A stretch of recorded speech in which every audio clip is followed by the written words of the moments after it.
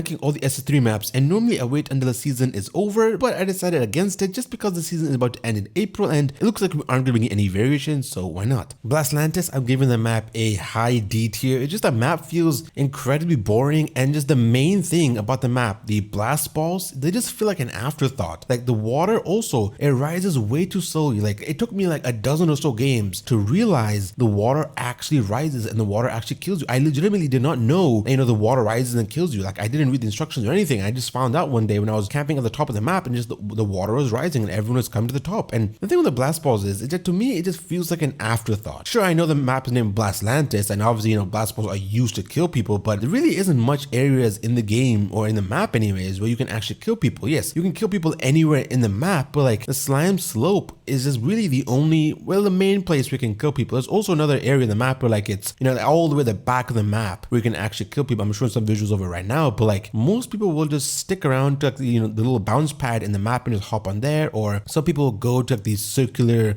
platform area, or they'll go to the top of the map and just camp there. Or some people will get under the teal bridge and everything. And like the map to me, it showcases a lot of the season's aspect. It shows like the, slime slope, or it shows you the slide diving. It shows you just the season theme. I would say it is a nice way to just, to see the season's theme. But really, just the map other than that to me isn't memorable that much. It's like one of those maps where like it's just a nice chance for people to just get a break for a little bit and just relax. I remember Joe Mama Walsh, actually the franchise lead designer and one of the lead developers, actually made a comment about big shots and how the map was just a chance for newbie players to, catch their breath and, just relax, and how big shots to like the, to the good players or to the intermediate to pro players is incredibly boring. But for the newbie players, this map is probably good for them. They probably like the fact that they can relax. But to me, the map's a D tier. It's just not that memorable. And it's like, if the water rose faster and the map actually had a timer, the map does not have a timer. It's one of those maps that would just heavily benefit from one. The map having a timer and the water rising faster definitely would make this map slightly better in my opinion. But to me, it's not that memorable and just quite boring. And speaking of boring maps, Hoop Shoot, I'm going to give this map like a very like low C tier.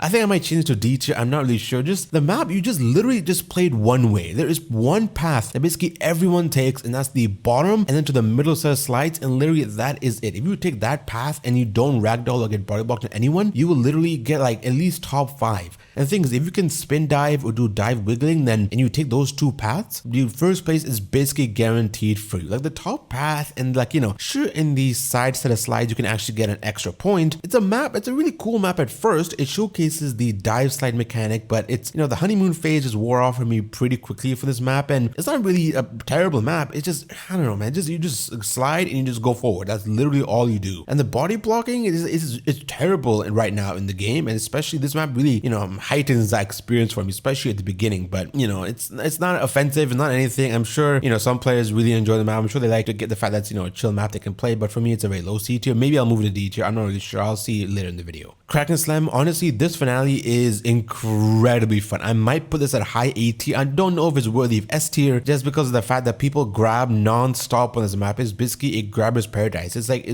I thought Jump Showdown was a grabber's paradise, but Crack and Slam is definitely that. I don't know. I like the fact that, you can dodge the tentacles and you're just moving around and just like, just adrenaline pumping. It's one of the more, one of the creative finales. I really enjoy every time I get it, but I really freaking hate it when people get on my tile and, this grab and stuff. At the same time, if you learn how to grab on this map and learn how to, counteract that, it's really fun. A lot of people were really fed up when they got rid of the timeout strat, which is where you actually would go, below, the actual platform and stand on the support beam, the yellow support beam to be specific, and you would just stay there and you were able to time the map out. And I didn't teach that in my guide when I made for Crack and Slam because I knew it was going to get patched out eventually. I knew it was an exploit. I knew people were saying, oh, add a lot of skill, but really that's not how the map was intended to be played. And that's why I'm really careful about, not teaching exploits and not teaching things that, could get patched out, because I don't want my guys to get outdated. Though you could argue with, eventually most of my guys are going to get outdated. But anyway, that's just not something that's I like to teach exploits and stuff. But it's a cool thing. It was definitely very cool to try and see. I was never able to do successfully myself. But overall, I really like this finale. It's very creative, very fun. Puzzle path, I'm putting this in D tier as well. I might put it actually above. There you go. I'm gonna put it above Blastlantis. It's literally follow the leader. That is it. Literally you just follow the guy, whoever is in the lead, and chances are they're gonna read the line correctly and stuff, and they're just gonna get there. Like if you're behind people, and if you're especially behind people, you're gonna get body blocked and you're just gonna stay in the back. Unless if you're able to get into the front. The thing with the map is when there's 20 people who can qualify in this map, it just becomes a mad dash to the finish line. Really, it's cool when you're able to read the middle line and actually beat in the lead and stuff, but I don't know. Maybe I'm